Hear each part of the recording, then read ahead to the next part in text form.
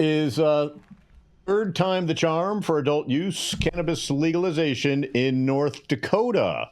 Well, North Dakota isn't Colorado or California. It's not even Oklahoma. Respect for North Dakota's conservative identity is paramount if the state's voters who rejected adult use legalization measures in 2018 and 2022 are to be convinced to legalize cannabis this election day, campaigners believe. Eve, and his last name, I love it, Bacon. He's Bacon right now. Steve Bacon, chair of the campaign to pass Measure 5, the third legalization measure to appear on the North Dakota ballot in 6 years, said, quote, I don't want us to be Oregon, Washington, or Colorado, unquote, where legal marijuana has flourished in a way conservatives might believe it to be unchecked. North Dakota and Florida are two of the Republican-leaning states where voters will consider ballot measures on November 5th to legalize a recreational cannabis market. Neighboring South Dakota also will vote on adult use legalization, though that measure does not allow for regulated sales. Wins in red states would mark significant milestones for the U.S. marijuana legalization movement, and there would be positive implications for future federal reform as more congressional lawmakers would represent states with regulated adult use cannabis. A transformation into one of the more laissez-faire states for marijuana businesses is always unlikely in a state where 76% of the voters lean Republican. Political reality meant Bacon and the most medical marijuana industry-funded Measure 5 campaign had to tailor a vision of legalization to suit North Dakota voters and their sensibilities. As such, this is extremely conservative, Bacon said. This gives all the power to the state. In contrast to liberal coastal states, or even Oklahoma or Missouri, adult use sales in the latter are on pace to exceed $1.4 billion in 2024. Measure 5 also creates relatively few new business opportunities. That means North Dakota, where fewer than 10,000 registered medical marijuana patients generated about $21.6 million in annual sales at 8 licensed dispensaries last year, according to state data, that likely will remain a small adult use market. For comparison's sake, the average adult use New York City dispensary generates roughly $8.1 million in annual sales, according to one government estimate. If voters approve Measure 5, adults 21 and older will be allowed to possess up to 1 ounce of cannabis, 4 grams of concentrates, no more than 300 milligrams of an adult use cannabinoid edible product. Home cultivation is limited to no more than 3 plants under Measure 5, which would go into effect 30 days after the election. Separately, the measure calls for state regulators to set up a licensed system for adult use cultivation and sales no later than October 1st, 2025. That regulated market would be limited to 7 manufacturing licenses, which would allow cannabis cultivation and manufacturing, and 18 cannabis retail licenses. Measure 5 also limits vertical integration, with ownership capped at 1 manufacturing permit and no more than 4 stores statewide.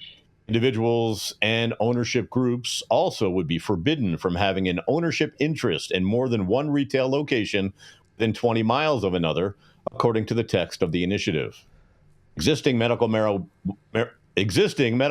businesses in the state contributed almost all of the nearly $540,000 raised in support of the measure, is what, according to finance records. Top donors included GR Holdings, an Ohio and North Dakota affiliate of New York-based marijuana multi-state operator Curaleaf Holdings, which contributed $300,000 to the campaign and operates 4 of the state's 8 medical marijuana dispensaries. Pure Dakota, which contributed $236,000 to fund the measure and operates 3 dispensaries, according to records.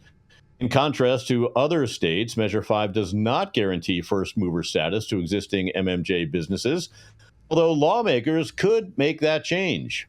In a statement emailed to MJ Biz Daily, Keaton Murphy, Curaleaf's senior vice president of the Central region, noted that the tremendous movement at both the national and local level in support of cannabis reform. We hope to see North Dakota's ballot initiative pass to legalize adult use cannabis in the state. He added, We are excited for voters to have a say in increasing access to legal regulated cannabis for adults across the state and look forward to the results in November. Well, the measure does not call for a special excise tax on adult use. Legal marijuana transactions would generate about $7.2 million in sales tax revenue, according to an official state analysis. And unlike previous legalization efforts, Measure 5 dedicates cannabis tax revenue to schools and first responders. Recent polling conducted in the North Dakota News Cooperative shows that advocates believe it is a competitive, winnable contest with 45% of the respondents in favor of the measure, 40% opposed, and another 15% are undecided.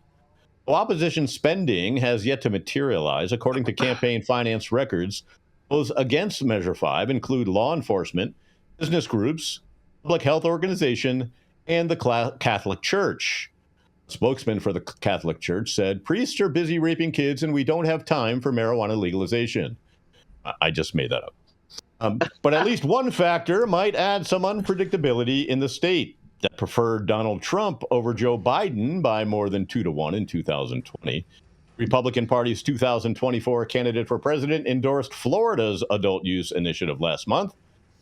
And Bacon said, "I'm guessing that's going to sway at least some undecideds, or at least have some bearing on their thoughts." Thus, being a really heavy Trump state, if you're a big Trump fan, why are you undecided? Oh, will this bright red state in the Great White North legalize adult use cannabis? You'll know in just a few short days. I'm Todd Denkin with High at 9 News. What do you guys think? You think Trump's Florida endorsement will help North Dakota?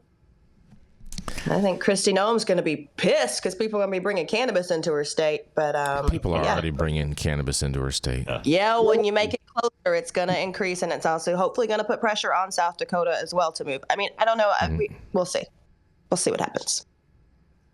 Well, I don't know if it matters. I mean, the majority of the work and the labor force in North Dakota is all like, it's like imported in from other places for the oil and gas industry. Those guys go to work for a couple weeks a month and then they're out for a couple weeks. So, and they can't smoke weed anyway. So, I don't know how big of an industry it's going to actually make in North Dakota, but obviously, it's better to have your own internal system in place than to like see the cannabis come across your border and not tax it. I guess if you're a local government, that's what you should be doing, and you should just be making it open and free for all of your citizens to enjoy and to tax it. In the words of Troy Lawrence, open the damn market. Open the damn market. Well, I think we are seeing an alarming trend in conservative-leaning states, and we covered it in Nebraska. Yes, I covered it in Nebraska yesterday, in the way in which the judicial branch is being used to subrogate the will of the people. I'm going to cover it in my article today. And we are talking about yet another state where there's this massive disconnect between the typical conservative plank of states' rights, civil liberties, libertarianism, and individual choice, and these vestiges of conservative thought processes where cannabis is seen as something that is for hippies, beatniks, and progressive jazz aficionados. And so what I don't understand is just these continued efforts to not allow cannabis programs to progress in these states that are typically more red than blue. And it's really unfortunate. And I think we just need to remember that 1996 is when medical cannabis was passed in California. 1996. We're in 2024, rounding into 2025, and we're still seeing a lack of progress. And there are people who are really trying to not allow what the majority of Americans think would be acceptable. Partisan shots fired. I don't know, man. Oh, I think Trump's support of endorsement of Measure 3 is definitely going to help this measure out there.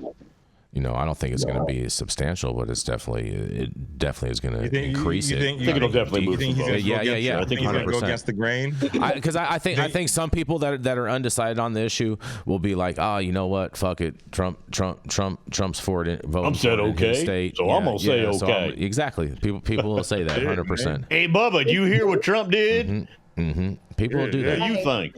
If it works, it works, right? Defines the means. I think the biggest thing that we can do, then we can always do to push the needle when we're talking about legalization and opening people's 100%. minds is to educate people and take this fear factor away.